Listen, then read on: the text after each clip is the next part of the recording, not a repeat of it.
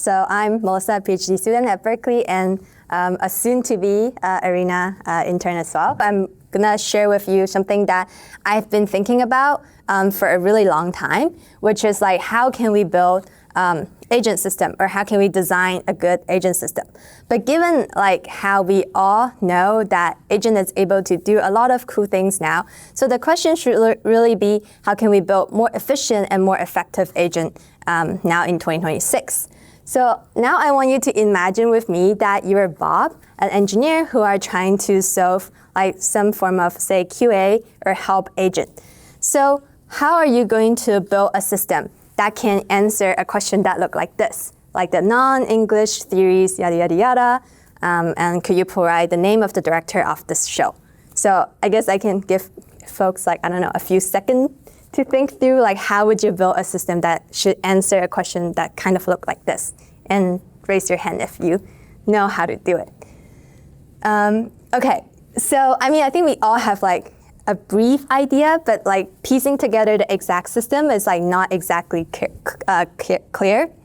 So how would you do it, like say, like 2-3 years ago? So like the AI systems before like agents really took off are typically some form of a chatbot. So that can like answer a multi-turn question.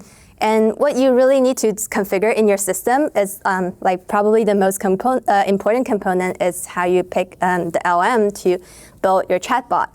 And how should Bob do it? Well, one thing you can do is to maybe like look at the Arena leaderboard and see which model is good at doing it, or like back in the time it would be Chatbot Arena.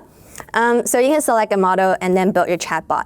But as like systems that are getting a lot more complex, like AI system, it will look something like this, of like some complicated workflow that involves a multiple model, like a lot of different tools, database, retriever, and that's like the case for like these production system in a lot of these like big company as well, where you need to like decide, make decision for various different component in your system.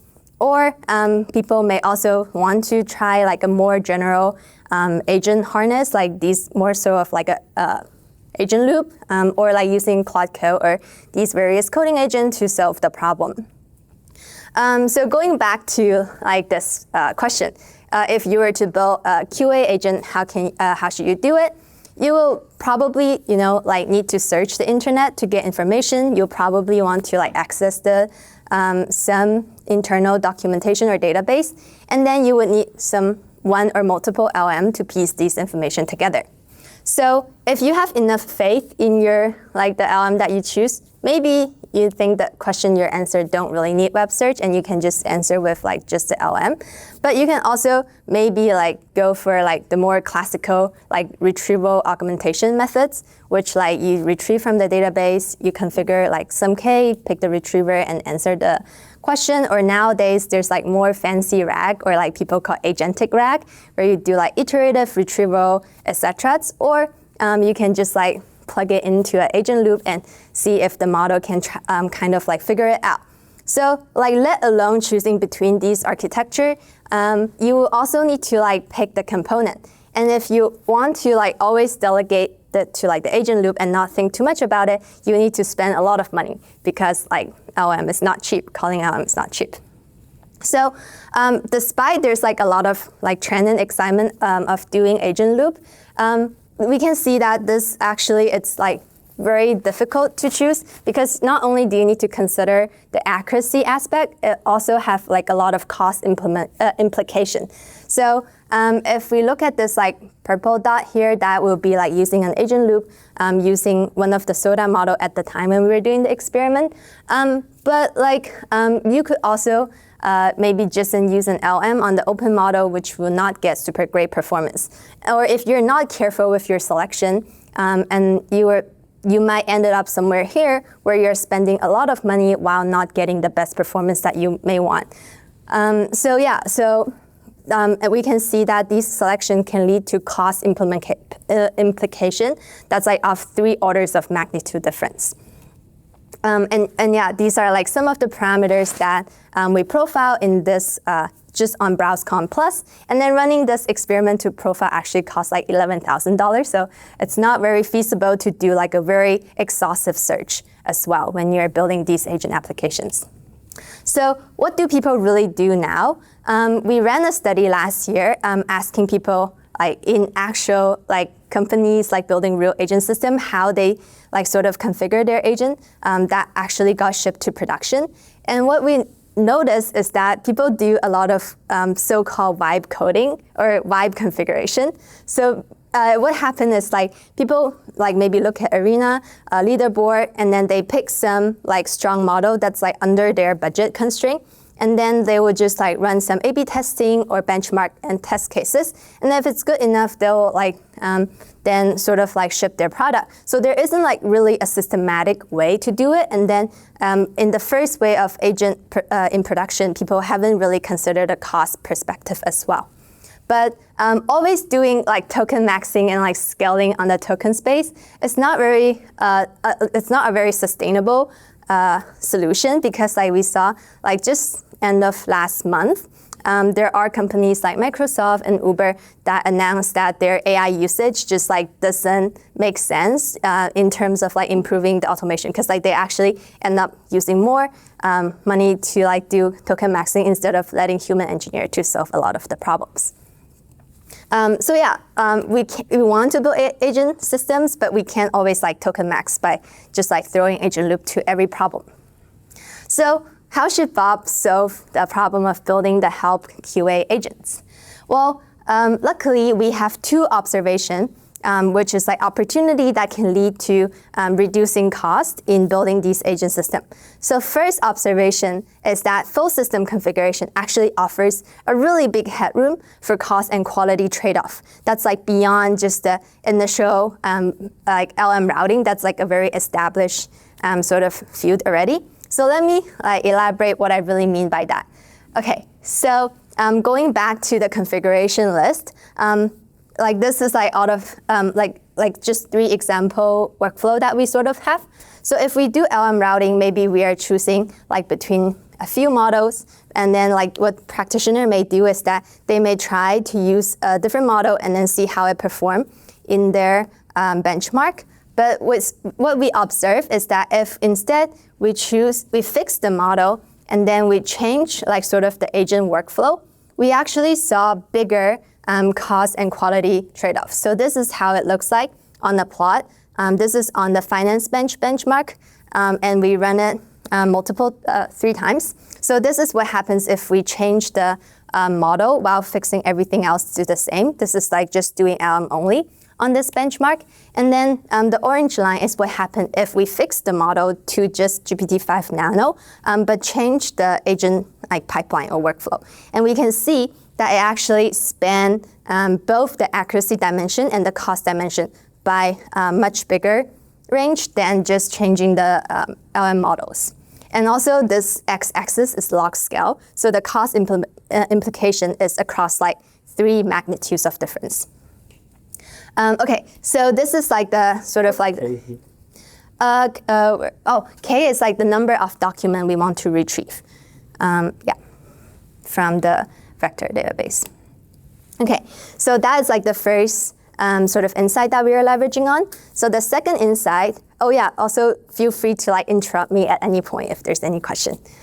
Okay, so the second insight that we are leveraging is that there is actually a lot of cost-saving opportunity at the per query level. So even if like the company is serving a particular like workload that's like kind of like similar type of query that they're trying to solve, within the workload, like queries can have high variance in terms of what it takes for an agent system to solve it. So let me give you an example. So this is like the Arena page. For example, my question is, I want to ask, who is Matei Zaharia? And the model actually already knows this. So this is like GLM5 without web search. Well, because like Matei is like famous, and then like the model weights already have his information. But if I ask a very similar question, for example, who is Melissa? And then the model was not able to answer it. Like it says that I'm either a politician or a pop culture, songwriter. So in this case, but if I enable web search here, and then I ask the exact same question, it's able to like say that, I'm a PhD student at UC Berkeley. So this is because like I'm not in the weight, but Matei is already in the weight. So if you are trying to solve these questions, like you can maybe like to answer who is Matei, you can just do LLM-only. But if you want to answer who is Melissa, you may want to enable web search in order to get an accurate answer. And yeah, that's like the in the weight result. It says I could be a PM or an actress or a chef. Anyways, so going back to this example in BrowseComp Plus, to answer this question, we observed that like this particular question is working really well with RAG on summary, which means that you summarize the search document and then do RAG over it. But for other questions within BrowseComp Plus, some are actually easy enough to just answer with LM directly, or some will actually require a lot more like multi-hop reasoning. So it requires like a more agentic retriever to a retrieval workflow to answer that particular question. And then these different options have like different accuracy and cost implication. So it would be great if we know exactly what workflow works well for a given query. Okay, so that sort of like formulate our research question into given a query and some accuracy goal, can we dynamically select the system pipeline configuration that minimize the cost? Or you can formulate it the other way, which is like given a budget, I want to like maximize the accuracy. That will also work. So yeah, abstractly, it's like given a query, we want to have some system that allow us to dynamic select the configuration, and then we run with the selected configuration to get the best output that we could possibly get. Yes? So that your accuracy target is achievable? That is a very good point. I think this is, so like I've been having conversation with like folks like in like fields that's like also like that's even beyond agents. So like basically in companies in production, like when you are building a product, you have like some target accuracy that you kind of want to achieve for a particular feature or a particular task. For example, if you're trying to do like say document search over like thousands or hundred thousands of documents, maybe you're okay with like not having too high of an accuracy. So maybe it's okay that you set like a 90% accuracy goal instead of 100% because you don't want to spend so much money on it. So yeah, it's like basically something that people do. Like with the exact mechanism, I'm not entirely sure. Maybe different company do it in a different way over observed heuristic. But basically, it's like depending on your domain, you might have some rough sense of what accuracy is achievable, and then you kind of take that. Yes, yes. Like in our study, we basically compare with the best static achievable accuracy goal. Yeah. Okay. So given this is like the construct, so like there actually has been like some prior work that sort of like tried to solve this problem from like different angle, like obviously routing, but then they're like sort of just focusing on the LM component. But as the current AI system getting more complex, we need to consider the fuller picture. And then there's also actually a lot of people doing workload level optimization, where like given a workload, you try to like configure an agent system that sort of work well for this workload. But as we just saw earlier, there's like still a lot of like optimization opportunity that are left on the table if you're not considering the query level optimization goal. And then yeah, there's also been prior work that's trying to do like per query level optimization, but that's like sort of like in RAG system over a much smaller configuration space. Okay. So back to query to config. So how do we exactly solve it? To do it, it's actually like surprisingly challenging. So first, it's because like the current like AI system has a very large search space. Like as we saw over like just the 6 knob that I showed earlier, you can have like minimum up to like minimum like hundreds of combinations. And these things actually don't really work like monotonically. So it's not like that you give it more document, it will work better. Or it's not always the case that the best or like the most expensive model is the best for the problem that you're trying to solve.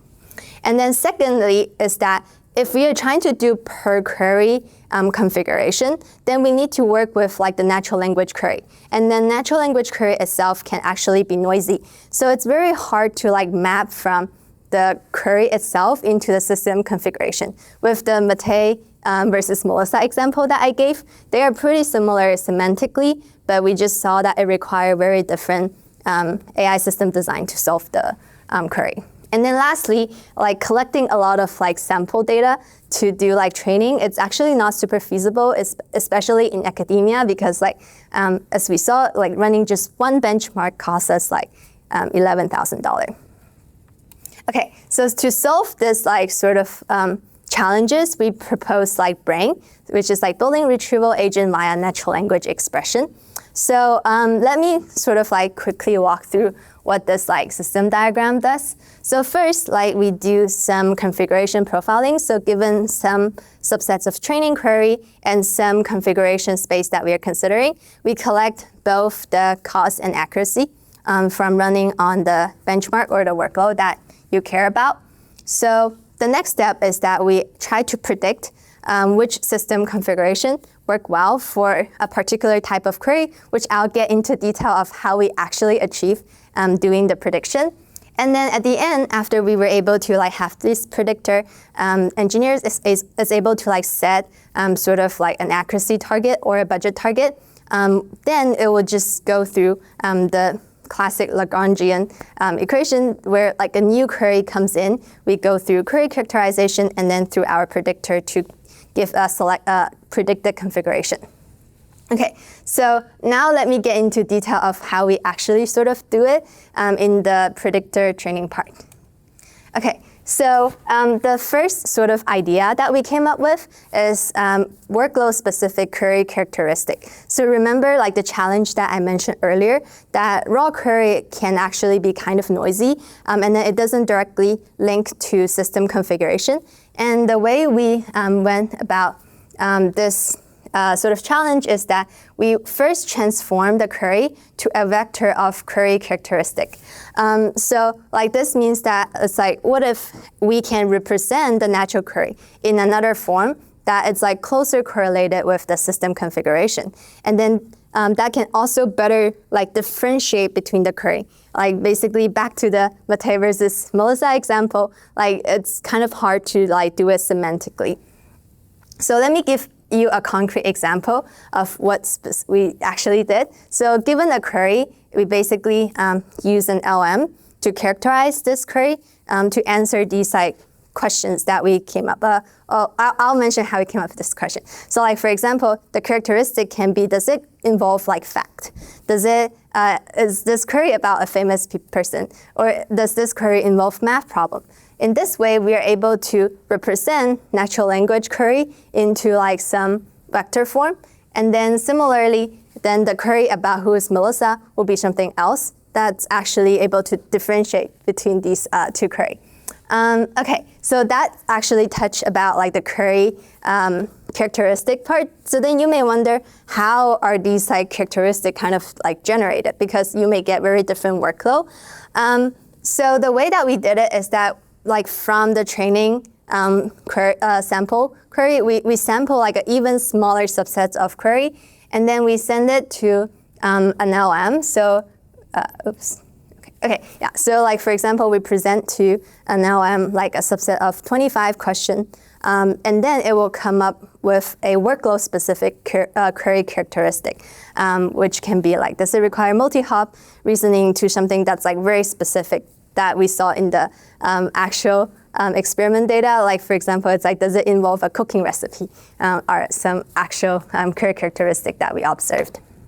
Okay, so now having like the query characteristic being extracted, we still kind of have to like be able to predict what is the system configuration that can answer the query.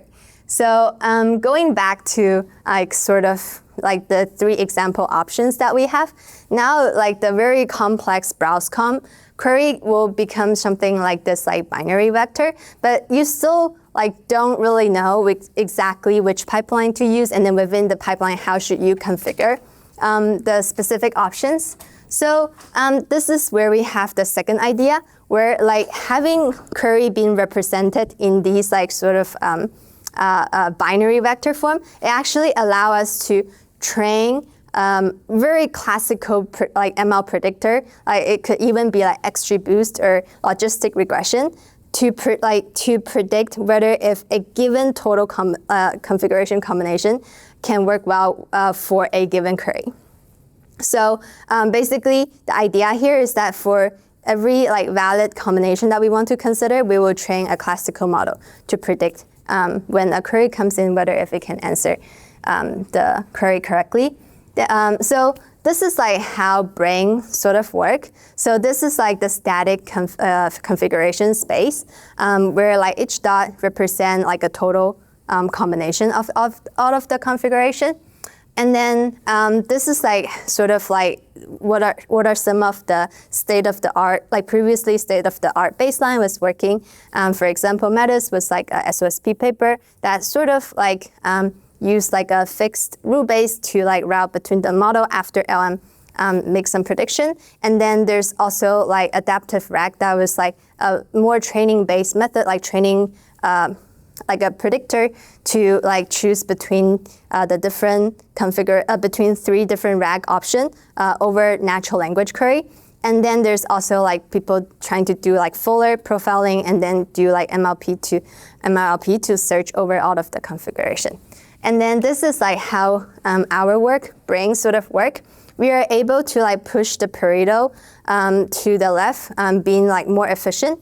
And then we were able to like match the 100% static accuracy goal at a much cheaper cost. So this is like how BRANE perform at BrowseComp, where we are able to match the best accuracy on the static configuration at 81% like lower cost. Yes. So I think I missed maybe how you put together the training data.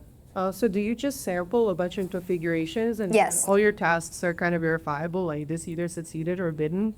And then you just, like how many configurations did you sample per query? And then like you just like shove all of that into your training.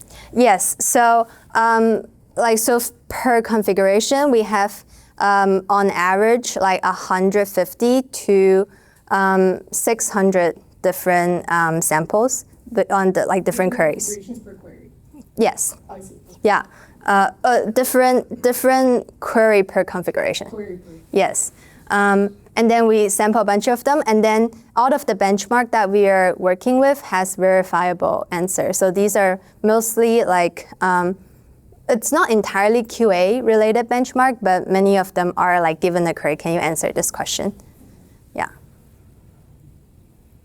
Okay, is there? Like what subfields of like benchmark do you cover? Yeah, so in this paper, we cover 3 benchmark. One is, let me get to that next. Okay, so one is MuSiQue, which is like a QA benchmark on Wikipedia question. One is BrowseComp Plus. So this is like a variation on top of the original OpenAI benchmark, but that gives like the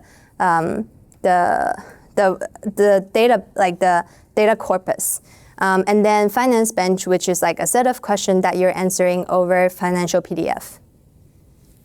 Yeah.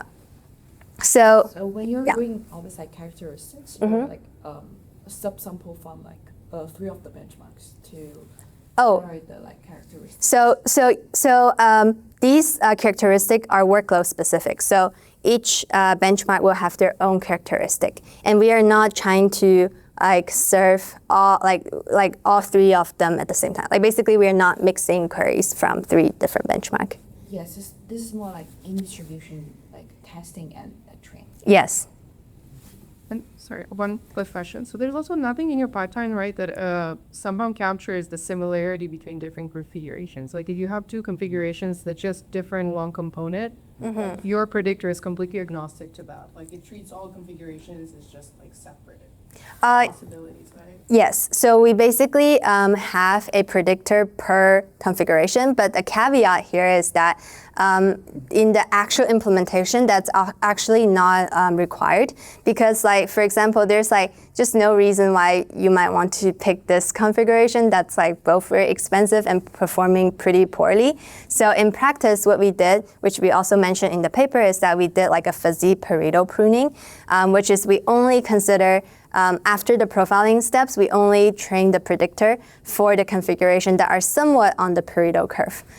So like basically, we will only like sort of select among these like sort of configuration, but that is more like a minor implementation detail that's just to like help reduce the time it takes to train out of the predictor. Yeah, but that's also something that happens in post-training, right? Like when you train your XGBoost, which is your configuration, whatever, like you only look at that one configuration. You don't do any kind of pooling across similar configurations, right? So we train a predictor for every configuration. Yes, yeah. And you pick the one with highest probability. Yes, and yes, and then in like runtime, like when we evaluate it, so like when a new query come in, like we will actually run through the query through out of the predictor. So we will select the one that has the highest probability with the lowest cost. So here we basically are penalizing on the cost for each configuration. And then the cost is basically the average number from like the offline profiling. Yeah. Okay. Okay, going back to the evaluation part. So we evaluate over like 3 different benchmark and at also 3 different accuracy goal. And then BRANE is the only methods that can meet 100% accuracy goal on all benchmark while reducing cost. Okay, so this is like basically how like the figure looks like on different benchmark. Basically have like different sort of like curve based on the characteristic of like the static configuration. Okay, so another thing that is like that I felt pretty why BRANE is pretty exciting is that if you think about like what the query characteristic does, it's actually some form of quote unquote feature engineering or even like LLM proposed embedding that we are trying to do over the natural language query. But like what happened if we just, leverage the capability of the current like model and then do something that's like end-to-end, basically using the data that we collected from profiling and then try to like either fine-tune like say a transformer or like the BERT model to either do the prediction directly or replace like some of these classical model with like these more modern model architecture and see how it performed. And then it turned out that BRANE actually outperformed all variations of these like end-to-end methods that we tried. So one potential reason that we think it is because like in order to train a lot of these like newer architecture, you might require a lot more like data to like profiling data to train it. But because how costly it is to actually profile a lot of different combinations of like these AI system, we are not like financially doable to like do these expensive profiling. So it shows that BRANE is also like works pretty well with like the limited sample size that we can collect. Okay. So today I presented like how we can sort of like do query to system configuration, which is like a problem that we sort of formulate. It's like not the, like the first proposal of doing like query to configuration, but it is definitely very interesting of how this problem is with the current AI system. So in like towards solving this query to configuration, we propose using LLM to generate these workload-specific query characteristic where it works as almost like a transformation layer or an LLM embedding to represent natural language query. And then we propose BRANE, which is a framework that solves sort of this like query to configuration problem end to end, where we were able to preserve 100% accuracy of the static config while having cost reduction of up to 89%. Okay, so BRANE is actually just a start that we see it. in this paper, we focus a lot on like agent system that has like a lot of retrieval component. And that's because like in the map study that we had last year when we looked through a lot of production agent system, we saw that a lot of them are actually some form of like agent workflow or like some form of fancy agentic rack. So in this paper, we focus a lot on that. But I'm personally very excited to like expand this work with like new metrics and new application where like coding agent is of one of which that I'm very excited to like collaborate with Arena on this end. And then, yeah, like with like more and more agent architecture that's like sort of like popping up, very excited to see how we can do it in these like newer agent applications. So yeah, so like what's next is like basically very excited where we can try to do natural language query to configuration for agent. That's like not just retrieval specifically. Okay, yeah, so that's all for the talk. Thank you.